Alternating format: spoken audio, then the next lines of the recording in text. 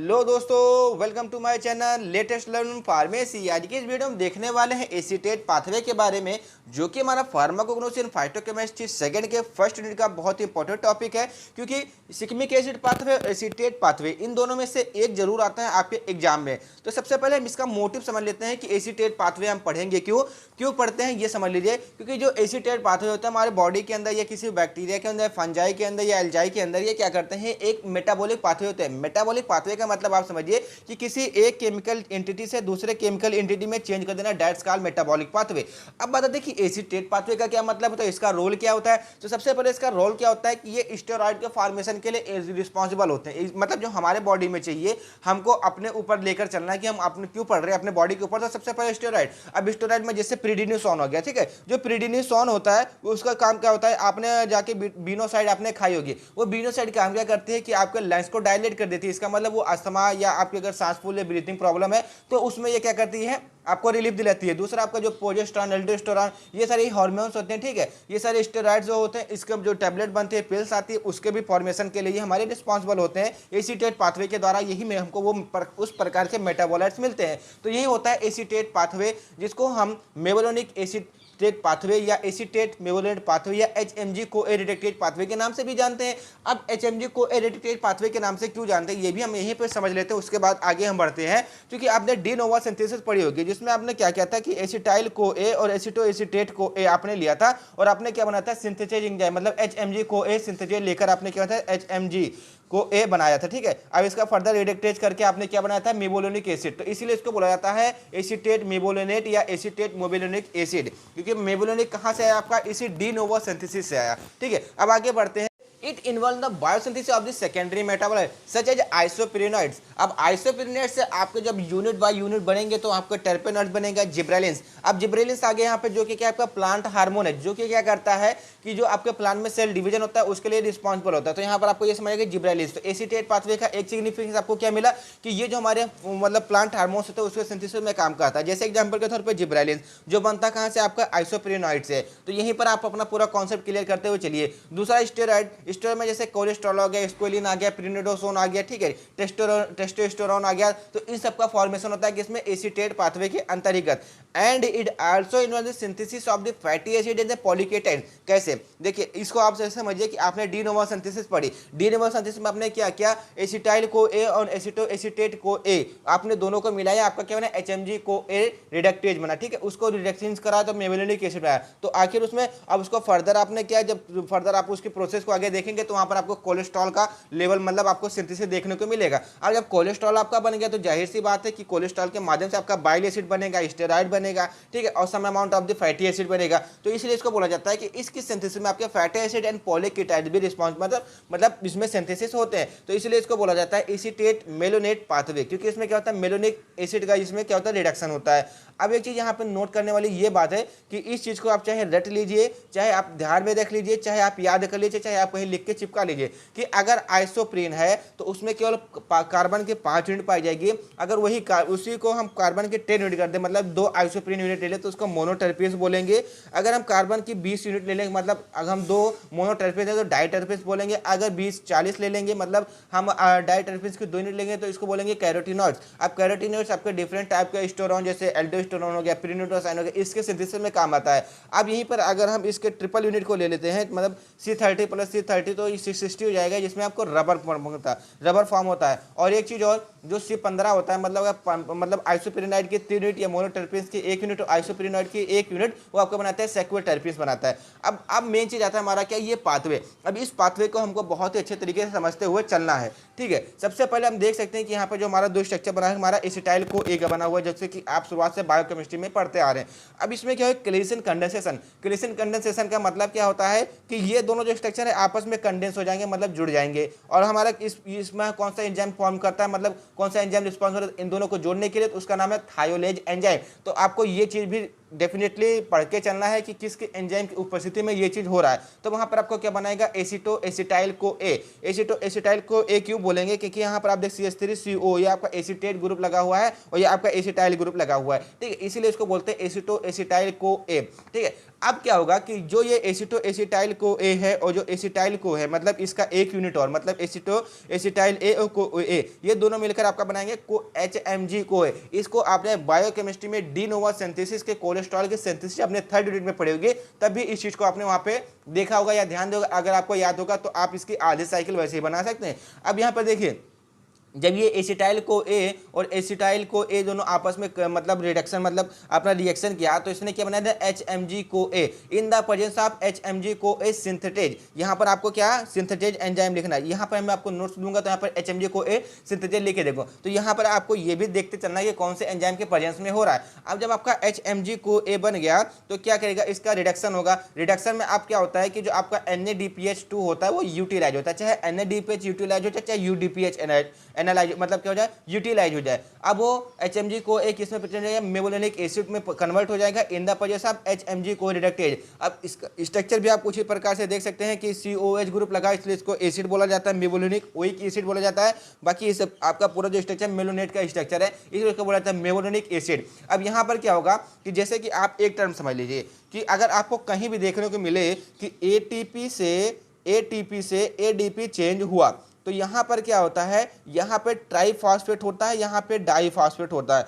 अगर इसमें से चेंज हुआ तो यहाँ से एक फास्फोरस निकल जाएगा और ये जो फास्फोरस होगा आपके मेन कंपाउंड के साथ ये क्या कर जाएगा, लग जाएगा, ठीक है। तो यहाँ पर क्या हुआ कि जब मेबुलिनिक एसिड है इसमें ATP का यूटिलाइजेशन हुआ तो ADP में बदल गया। अब इसका एक फास्फेट क्या होगा कि आपके इसी मेबुलिनिक एसिड के साथ जाके जुड़ जाएगा और आपका यहाँ पे आपका 5-फॉस्फोमेबुलिनिक एसिड बना देगा। कैसे बना देगा, यहाँ से आपका एक फास्फोरस जो है, मतलब ट्राई की जगह डाई हुआ तो एक फास्फोरस निकला। अब ये एक फास्फोरस क्या हो गया, CH2OP के साथ, मतलब जो आपका यहाँ पर CO आप यहाँ पे देख रहे हैं, इसका आपका क्या हो गया, इस बॉन्ड का आपका साइक्ल मतलब क्या हो गया, मतलब सेचुरेशन हो गया। अब ये बॉन्ड आपका जब सेचुरेटेड हो गया तो यहाँ पर केवल आपका एक फास्फेट ग्रुप आपके जुड़ गया, इसीलिए इसको बोलते हैं 5-फॉस्फोमेबुलिनिक एसिड। अब फर्दर यहाँ पर ATP का यूटिलाइजेशन हो रहा है तो फर्दर यहाँ पर एक आपका फास्फोरस ग्रुप और जुड़ेगा, तो यहाँ पर आप मतलब 5-फॉस्फो मेबुलिनिक एसिड आप देख रहे हैं, इसमें आप क्या कीजिए, एक फास्फोरस ग्रुप और जोड़ लीजिए, इसको क्या बोलेंगे, 5-पायरोफॉस्फो 3-फॉस्फो मेबुलिनिक एसिड।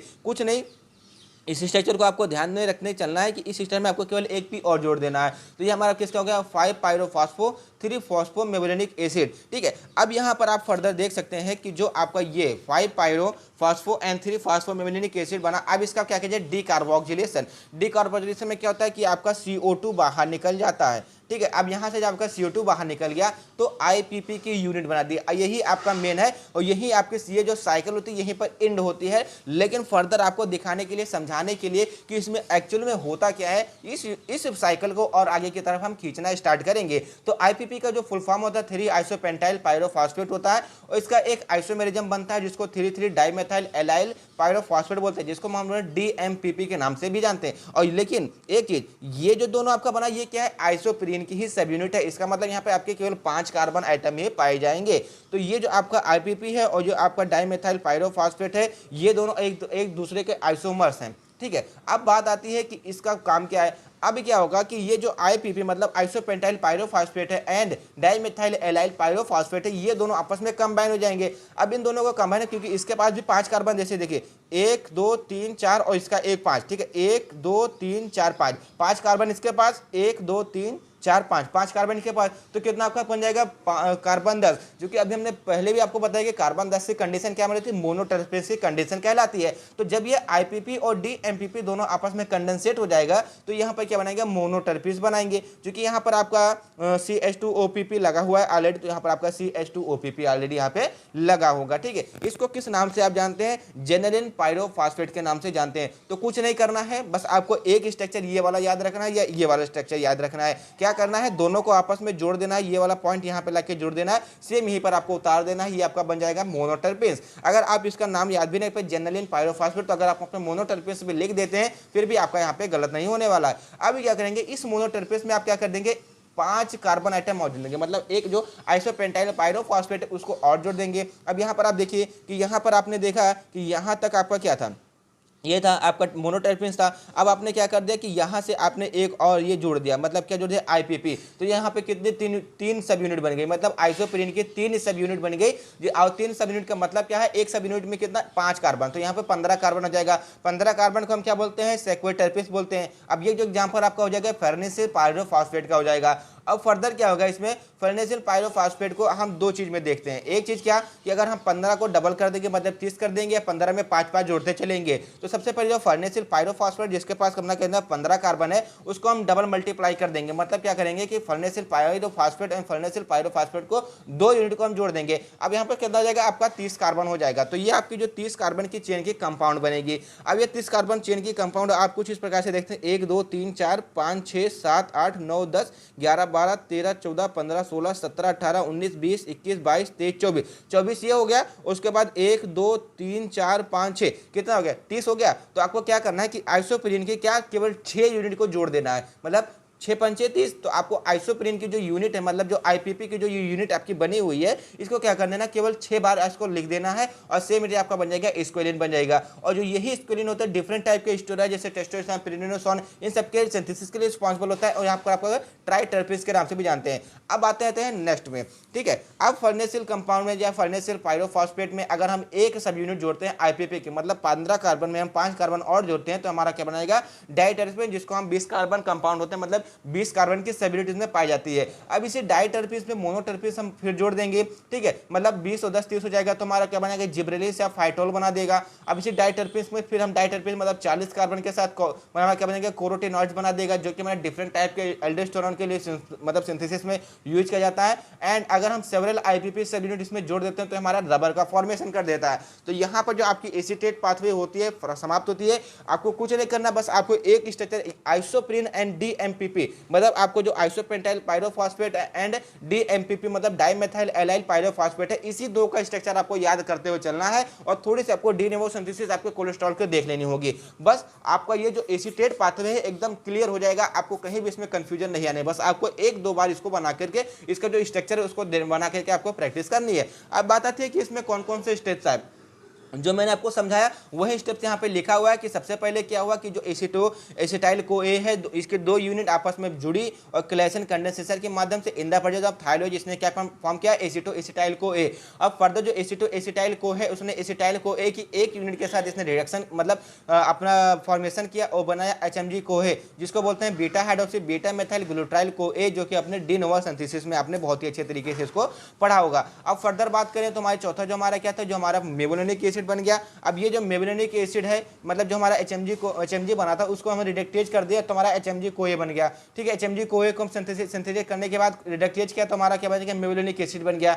अब जब ये मेबुलिनिक एसिड क्या किया, इसने डायरेक्ट कन्वर्ट कर दिया कि इसको 5 phosphomevalonic acid by the utilising of the 1 ATP, मतलब एक ATP का यूज करके इसने क्या किया कि 5 फॉस्फोमेलिनिक एसिड फॉर्म कर दिया। और फर्दर यही जो 5 फॉस्फोमेलिनिक एसिड है इसने फिर एक एटीपी का यूज करके और डीकार्बोक्सिलेशन से इसने क्या बना दिया, आपका नेक्स्ट कंपाउंड जिसको आइसोपेंटाइल पायरोफॉस्फेट बना दिया। अब इसी का आइसोमर्स भी बन गया जिसको बोलते हैं डाइमेथाइल एलाइल पायरोफॉस्फेट, जिसमें आपके 5 कार्बन कंटेन होते हैं। उसके बाद जो आईपीपी और डीएमपीपी मतलब isopentyl pyrophosphate and dimethyl allyl pyrophosphate है, ये दोनों आपस में कंबाइन हो गए और ये रिस्पॉन्सिबल होते हैं डिफरेंट टाइप के मोनोटर्पिन्स के सिंथेसिस के। अब यही क्या हुआ कि जो आइसोपेंटाइल पायरोफॉस्फेट है यही हमारे फर्दर जुड़ते गए 15 20 25 क्योंकि कार्बन के सब यूनिट बनाते गए और डिफरेंट आपके डायटर्पेन्स स्टेरॉइड आइसोप्रीनाइड कंपाउंड ये सब आपके बनते गए। तो सिंपली यही लिखा हुआ है यहाँ पे, ये आप एक बार पढ़ के उसके बाद इसको जब आप देखेंगे पूरी साइकिल को तो आपको पूरी की पूरी समझ में आ जाएगी। तो उसके बाद अगर हम इसकी सिग्निफिकेंस की बात करें तो शुरुआत में अगर आपको इसके इंपॉर्टेंस और सिग्निफिकेंस के बारे में लिखना है तो कुछ मत कीजिए, सिग्निफिकेंस डालिए, इसके बाद कीजिए to its use in the synthesis of the different type of the steroid medicine like as procainamide steroid में आपको लिखा देना है क्या, एस्ट्रोजन एल्डोस्टेरोन प्रोस्टेरोन, ठीक है, इन सबको आपको लिख देना है। बस आपके ये यहाँ पे जो एसिटेट पाथवे है या मेबुलेंट एसिड पाथवे है ये आपकी होती है यहाँ पे समाप्त। अगर आपको वीडियो समझ में आए तो वीडियो को लाइक कीजिए, चैनल को सब्सक्राइब कीजिए एंड कमेंट करके हमको जरूर बताइए कि आपको वीडियो कैसे लगी। Thank you for watching the video from the latest learn pharmacy and जो इसके आपके नोट्स है वो आपको जल्द से जल्द हमारे टेलीग्राम चैनल पर अपलोड कर दी जाएगी। And one more request, please subscribe our channel, it's a learning platform for you and also for me, क्योंकि मैं आपको पढ़ा रहा हूँ तो मैं भी कुछ यहाँ पे सीख रहा हूँ। Okay, thank you for watching the video from the latest learn pharmacy.